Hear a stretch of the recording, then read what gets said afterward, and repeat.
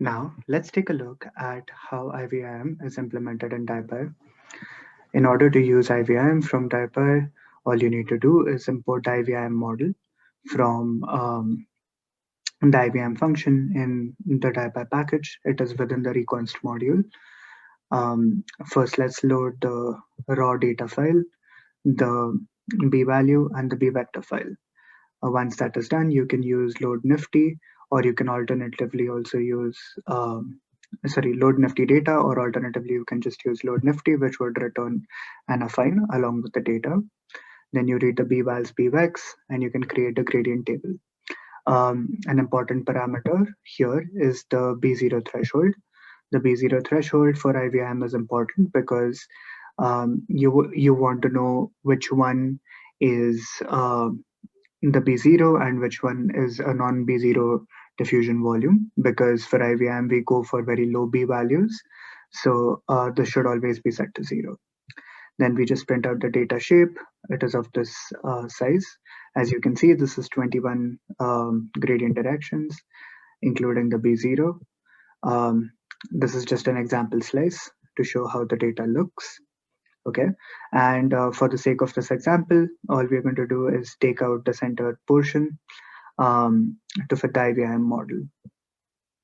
Okay, using the IVIM model is very simple. All you need to do is pass the G tab, that is the gradient table, and give the fit method. We have two different fit methods.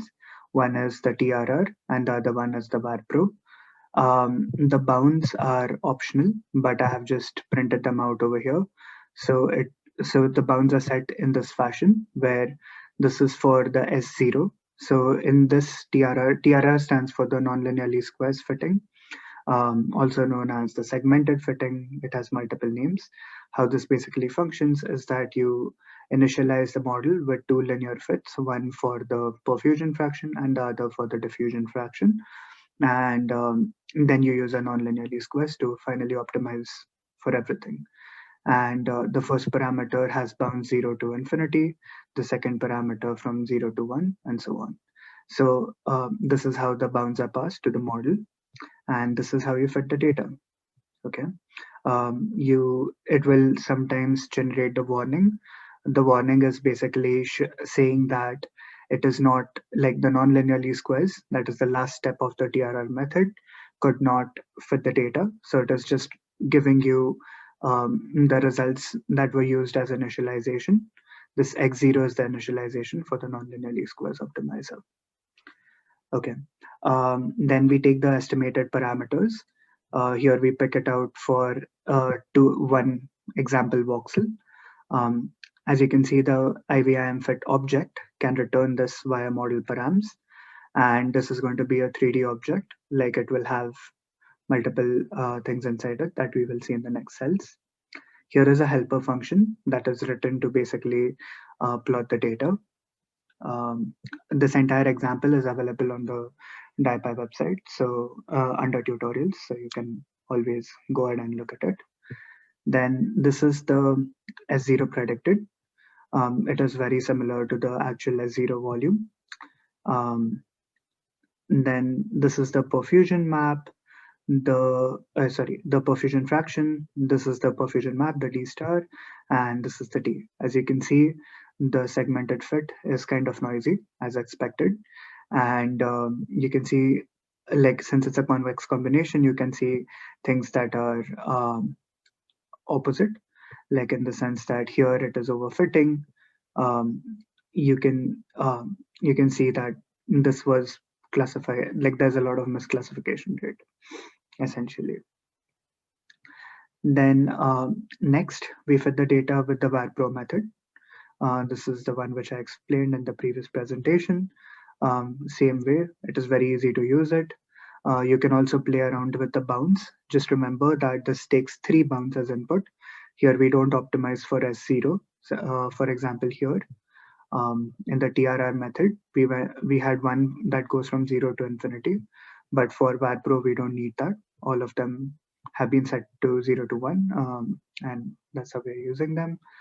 Um, you can play around with the bounds however you want. Then these are the estimated parameters from the variable projection model, variable projection fitting. And let's take a look at how well the fitting did. So the blue line shows the TRR method that is using the segmented nonlinearly squares fitting. And this is the variable projection. This is for an example voxel. As you can see, the goodness of fit even visually looks better. There is no overestimation of the diffusion part, whereas in the perfusion, the fit is much better, which results in better estimates. You can see that in the maps for the perfusion fraction, the perfusion coefficient, and the diffusion map. As you can see, the predictors as 0 and measured as 0 look very similar to one another. And yeah, that is about it. You can also use the IVIM via the workflow module. So all you need to do is open the Anaconda terminal. In here, you say DiPy fit IVIM. I'm going to just print out all the options. You pass in your data in there, and that should basically give you the options of what to pass and when to pass. It takes 3 files that are compulsory inputs. One is the input file, then the bval file, b vector file, and the mask file. If you don't have the mask file, you can always use it by generating the mask using Medianotsu, which I'm sure you've seen in other tutorials. All right, this was the implementation of IVIM.